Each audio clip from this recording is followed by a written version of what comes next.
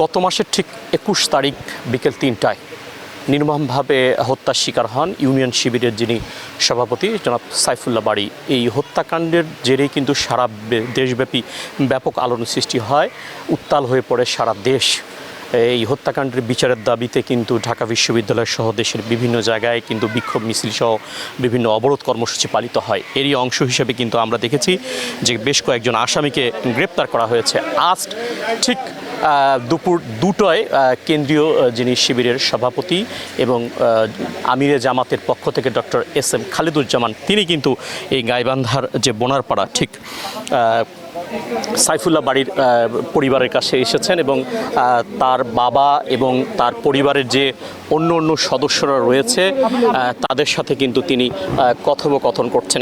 এর আগে আমরা যেটি আপনাকে একটু বলে রাখি যে সেটি হলো ঠিক দুপুরে ২টোর পরে এখানকার যেখানে তাকে শায়িত করা হয়েছে যে গোরস্থান, সে গোরস্থানে কিন্তু তাকে সমাহিত করা হয়েছে। সেই গোরস্থানে কিন্তু তার কবর কিন্তু জিয়ারত করা হয়েছে। পাশাপাশি তিনি যে কথাটি বলছিলেন আমি যদি আপনাকে একটু বলি যে সেটি হলো উনি যে কথাটা বারবার বলছিলেন যে এই হত্যাকাণ্ড মধ্য দিয়ে দেশে যে একটি অরাজকতা চলছে এবং বেশ কিছু হত্যাকাণ্ড হয়েছে এটির জন্য তিনি ক্ষোভ প্রকাশ করেন। পাশাপাশি আরেকটি কথা বলেন যে এই হত্যাকাণ্ডের বিচার না হওয়া পর্যন্ত তারা থেমে থাকবেন না। তাদের যে কর্মসূচি সে কর্মসূচি তারা দেখবেন এবং দেখার পরে তারা পরবর্তীতে যদি এই হত্যাকাণ্ডের বিচার নিশ্চিত যদি না হয় বা যদি বিচার নিয়ে যদি তালবাহানা করে সরকারের পক্ষ থেকে সেটির জন্য কিন্তু তারা কঠোর অবস্থানে যাবেন। আরেকটি কথা বলে রাখি যে আমরা গণমাধ্যম কর্মীরা তাকে প্রশ্ন করেছিলাম যে